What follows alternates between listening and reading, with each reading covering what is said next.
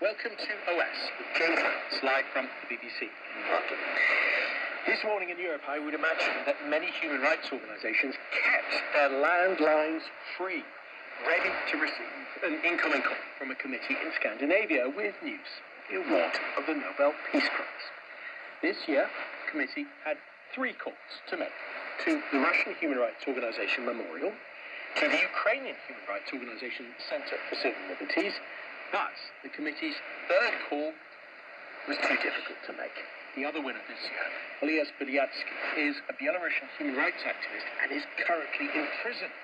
His wife says she hopes that a telegram might make it through to him, that the prison authorities might finally notify him that he has been awarded a share of the Nobel Peace Prize. On this programme, our Eastern Europe correspondent Sarah Rainsford will join us to talk about the winners. All ahead on OS. Hello, I'm Chris Barrow with the BBC News. This year's Nobel Peace Prize has been split 3 ways to recognise human rights work in Belarus, Russia and Ukraine.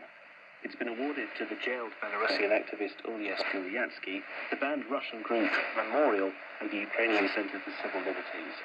The exiled opposition politician from Belarus, Svetlana Tikhanovskaya, said it was right that the prize was shared. I'm glad that Nobel Committee also recognized human rights defenders from Ukraine and Russia, because the fight against 2 vicious dictators, Lukashenko and Putin, is the fight for democracy for all the world. Until there is freedom in Belarus, until there is peace in Ukraine, Europe cannot be safe. The UN Human Rights Council has approved appointing a special expert to monitor human rights in Russia, accusing Moscow of creating a climate of fear through repression and violence. The UN expert will give rights groups, their lawyers and journalists a chance to report what's happening. It's the first time a permanent member of the UN Security Council is to be monitored. Russia dismissed the decision as political. The Iranian authorities have published a forensic report on the death of Mahsa Amini, which concludes that she died from a long-standing medical condition and not because of blows to the head. The death of the 22-year-old woman in the custody of the morality police triggered ongoing protests across Iran. Sebastian Usher reports. Iranian officials have continually called for people to wait for the forensic report on Mahsa Amini's death before deciding that she was killed by the security forces. Now the report has been published. It claims her death was not caused by a blow to the head, but that her collapse while being detained by the morality police was due to an underlying medical condition that she contracted when she was 8.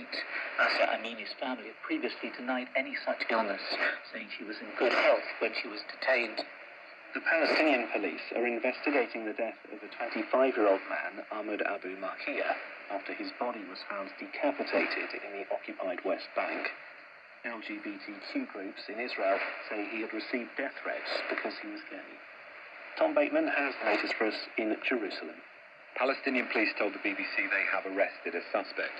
Israeli LGBTQ rights groups say Mr. Abu Maria had spent 2 years in Israel waiting for an asylum claim to flee abroad after receiving death threats from within his community because he was gay. His family, however, say he was only working there temporarily and describe the claims about the motive as rumour. Homosexuality is rejected within the most socially and religiously conservative parts of both Palestinian and Israeli societies, and the report suggests he had fled his home on a humanitarian permit while hoping to go to Canada. This is Chris Barrow with the latest world news from the BBC. The King of Thailand has visited survivors of a knife and gun attack in which 36 people were killed on Thursday. In a rare interaction with the public, King Maha Vajiralongkorn met victims being treated at a hospital in the northeastern town of Nong Bua Lampu. Most of the dead were young children attending a school nursery. Official figures show the US jobs market cooled slightly in September, relieving some pressure on inflation. American employers hired 263,000 workers last month, compared with 300,000 in August. Michelle Fleury reports from New York. This was the lowest monthly jobs gain since April 2021. Still, the numbers show the resilience of the labour market. Hiring remains above pre-pandemic levels and wages continued to climb. The strength of the data is unlikely to deter the US Federal Reserve. To tame the worst inflation in 4 decades, officials at the US Central Bank want to slow demand for workers without causing widespread job losses. The Fed is aggressively raising interest rates, with the next hike expected in November.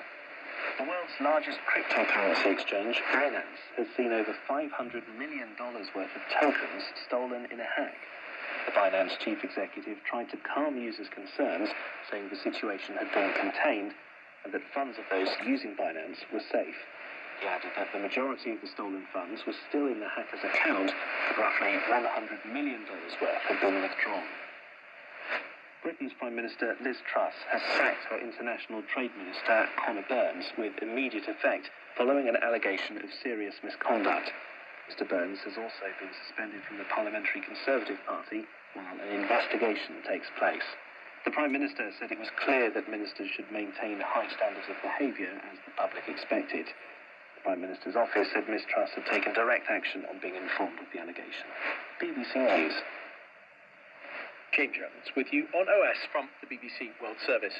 Ukrainian, Russian and Belarusian civil rights campaigners have been named the joint winners of this year's Nobel Peace Prize. The three are the jailed rights activist Vasyl Bielyatsky and 2 human rights organizations, Memorial in Russia and Ukraine's Center for Civil Liberties. You get the news if you're a winner, and I do not speak from experience, with a phone call from the Norwegian Nobel Institute.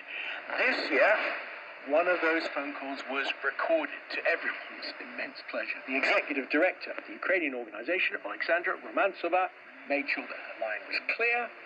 She picked up the phone and found she was speaking to a member of the Norwegian Nobel Institute. Let's have a listen. Hello. Yes, hello. Is this Mrs. Romantsova? Yeah, Alexandra Romantsova, it's me. Hello. Yes, hello. I am Olav Njølstad, the director of the Norwegian Nobel Institute in Oslo. Yes. And I'm calling you on behalf of the Norwegian Nobel Committee to inform you that in a very few minutes it will be announced here from the Nobel Institute that the Center for Civil Liberties will be awarded the Nobel Peace Prize for 2022, together with another human rights organization and one individual. So, congratulations. It's okay. It's thank you. Just about managed the words at the end. Alexandra Romantsova there, to her credit, she took the call for real and did not accuse the Norwegian Nobel Institute of being a prank caller. Well, let's bring in Sarah Rainsford, our Eastern Europe correspondent. Sarah, when you look at the list of winners, talk us through the significance of that choice. Well, it's so interesting, isn't it, this year? First and foremost, that there were 3 winners, and also that 2 are organizations and 1 is an individual, and then just the countries that are represented, because we're talking about a time, of course, when Russia is waging war on Ukraine and using Belarus as the launch pad for that, and all 3 of those countries are represented in different ways, which is quite extraordinary. I mean, it's somewhat controversial amongst some people in Ukraine, but I think other people would see this as perhaps representing something of what the Nobel Committee stands for. So there's that aspect of it. And then there's the characters involved. So you've got Vasyl Bielyatsky, who is Belarusian, and he's so well known in that country because of his human rights work. His organization was founded in the 90s. In response to massive protests and a crackdown against protesters there. And that, of course, has only got worse and worse in Belarus. The repression there politically has intensified with every year that's passed. Then there's Memorial, the Russian organization, which is the oldest human rights organization in that country, founded, in fact, in the Soviet days, and extremely well-known and very well-respected around the world for what they've been doing, both in working to make sure that the memory of historical political repression is not forgotten, and also working to document current human rights abuses. And then there's Ukraine with the organization which has been documenting war crimes over the past 7 months, which of course I suppose is the most devastating illustration of where the crackdown on freedoms and liberties can actually lead. So the repression in Russia is directly linked to what's happening in Ukraine. And Sarah, looking at the jailed Belarus activist Oles Bialyatsky, his wife had said she doesn't know if he has heard the news yet. The Norwegian Nobel Committee can't make calls directly to a prison. How would the award that he has just won change the work that he does, given the fact that he's currently in prison? Well, it's so difficult, isn't it? I mean, he's in prison, the memorial has been banned, so, you know, this is a prize in a way which comes at a time when it could make the least impact, I suppose, in some sense on the ground, but at the same time it's a massive morale boost, I would imagine.